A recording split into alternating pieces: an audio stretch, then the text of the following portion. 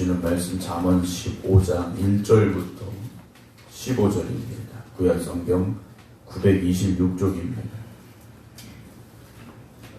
잠언 15장 1절부터 15절입니다.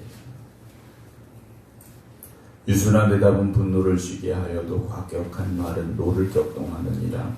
지혜 있는 자의 혀는 지식을 선히 베풀고 미련한 자의 입은 미련한 것을 쏟느니라. 여호와의 눈은 어디서든지 악인과 선인을 감찰하시느니라.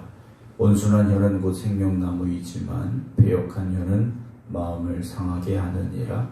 아비의 훈계를 업신여기는 자는 미련한 자요 징계를 받는 자는 슬기를 얻을 자니라. 의인의 집에는 많은 보물이 있어도 악인의 소득은 고통이 되느니라.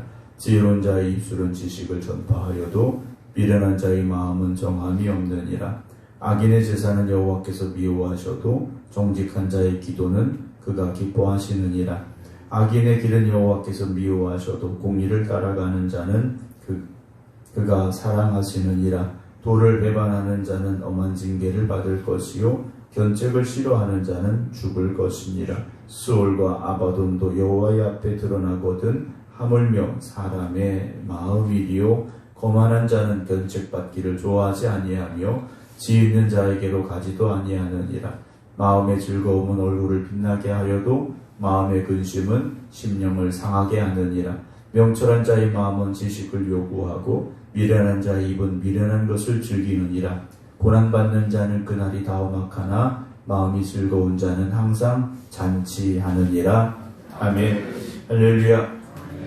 항상 하나님의 은혜가 임하는 여러분들의 삶이 되기를, 또 하나님이 역사하시고 축복하시는 여러분들의 모든 일이 되기를 주의 이름으로 축원합니다.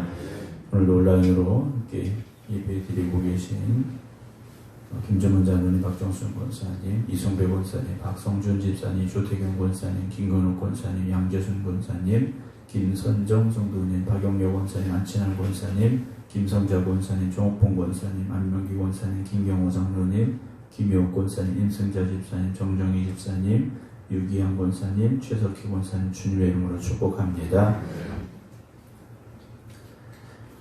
우리가 우리의 마음이라는 것 사실 보여지는 건 아니죠. 마음 자체가 보여지진 않습니다. 그러나 그 마음은 밖으로 드러나게 되어 있습니다. 어떻게 드러납니까? 우리의 말과 또 우리의 얼굴을 통해서, 표정을 통해서 우리의 마음이 드러나게 되어 있습니다. 그리고 우리의 말과 행동은 다른 사람의 마음에 영향을 끼치고 때로는 상처를 줄 수도 있고 때로는 힘과 용기를 줄 수도 있다라는 거죠. 정말 우리의 마음은 보이지 않지만 우리에게 있어서 어쩌면 가장 중요한 그런 역할을 하고 있는 것이 아닐까라는 생각을 하게 됩니다. 오늘도 우리가 어떤 말들을 해야 되는지, 어떤 삶을 살아야 되는지 잠언 15장은 계속 말씀해 주고 있는데요.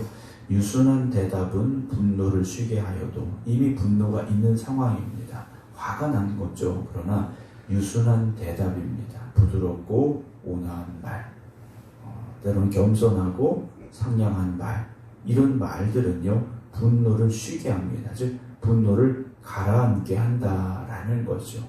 근데 어떤 사람은 분노한 사람에게 오히려 기름을 더 붓는 말들을 하죠. 그게 뭡니까? 과격한 말은 노를 격동하게 만든다 그랬습니다. 우리가 대화를 하다 보면 이 대화가 좀 유순하게 좀 좋게 흘러갈 때도 있지만 서로의 감정이 부딪히게 되고 좋지 않은 그런 상황들이 만들어질 때가 있습니다. 그때 우리가 어떻게 됩니까? 우리의 말을 바꿔야 됩니다. 똑같이 과격한 말을 한다면 그것은 더욱 심한 분쟁이 될 수밖에 없고 싸움이 되고 다툼이 될 수밖에 없다라는 거죠. 근데 그게 쉽지는 않습니다. 감정이 과격해지다 보면 심한 말이 나오게 되는 경우가 훨씬 많이 있습니다. 그러나 우리 믿음의 사람들은 그럴수록 온유한 말을 할 수 있어야 됩니다.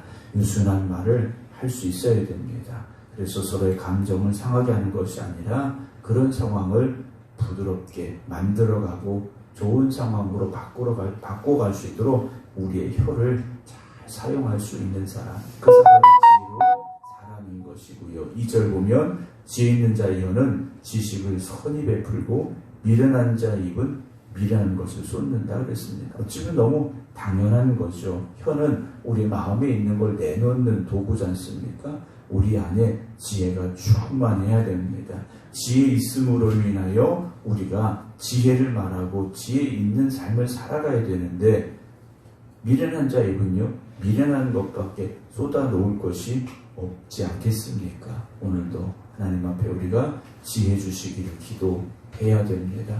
하나님이 주시는 지혜가 우리 안에 있어서 우리가 말하는 말들이 하나님이 기뻐하시는 말들이 될 수 있어야 되고요. 사람을 온유하게 만들 수 있는 말이 되어져야 되죠.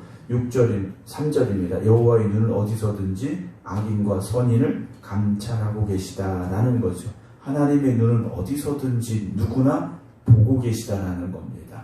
오늘 우리가 어떻게 살아가고 있는지, 어떤 말을 하는지, 우리의 생각까지도 하나님은 감찰하고 계시지 않습니까? 오늘 우리가 하나님 보시기에 부끄럽지 않아야 됩니다. 우리가 언제 어디서든지 하나님을 기쁘시게 해드릴 수 있어야 됩니다. 하나님의 마음에 흡족한 우리가 되어져야 됩니다. 하나님께서 다윗을 세우시고 하나님의 마음에 합한 사람이라 말씀을 하셨는데요.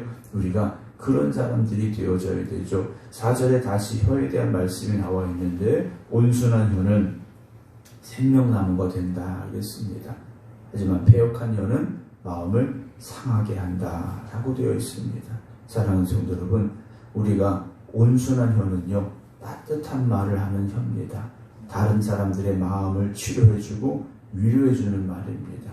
상처받고 또한 힘들어하는 사람들의 마음을 위로해주는 그런 말들을 할 수 있어야죠. 그게 생명나무라 말씀하시죠.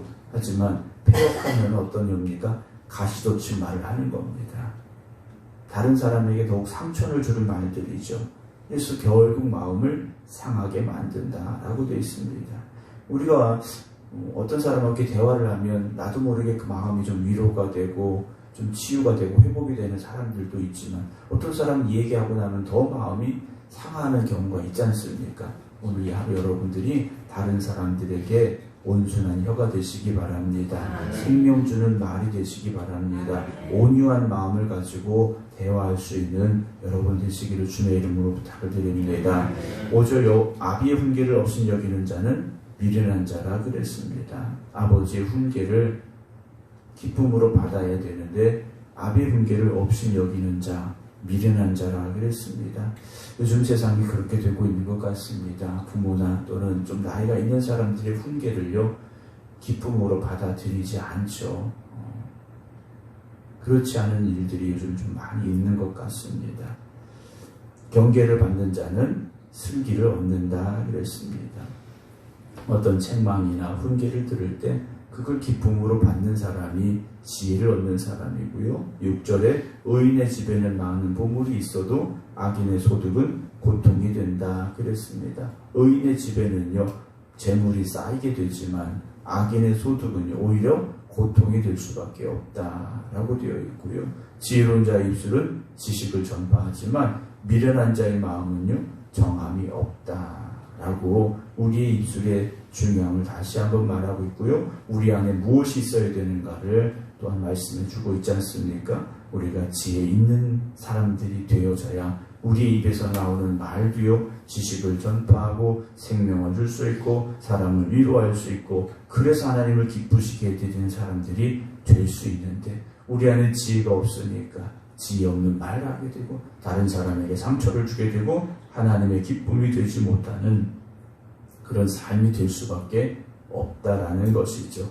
8절입니다. 악인의 제사는 여호와께서 미워하십니다. 정직한 자의 기도는 그가 기뻐하신다라고 되어 있습니다. 어제 말라기 말씀드리면서도 잠깐 나눴습니다만 하나님이 기뻐하시는 제물이 되어져야 됩니다. 하나님이 기뻐 받으시는 예배를 드릴 수 있어야 된다는 거죠. 하지만 악인의 제사는 하나님이 미워하십니다. 받지 아니하신다라는 거죠. 오늘 우리가 기도함에 있어서 하나님이 기뻐하시는 기도자, 하나님이 기뻐하시는 예배자가 될 방법은 무엇이겠습니까? 하나님의 마음에 합해야 되는 것이고요. 하나님이 기뻐하시는 삶을 먼저 우리가 살아가기를 힘써야 됩니다. 9절에 악인의 길은 어떻습니까? 여호와께서 미워하신다 그랬습니다. 악인의 제사도 미워하시고 그런 악인이 가는 길도 미워하신다는 거죠.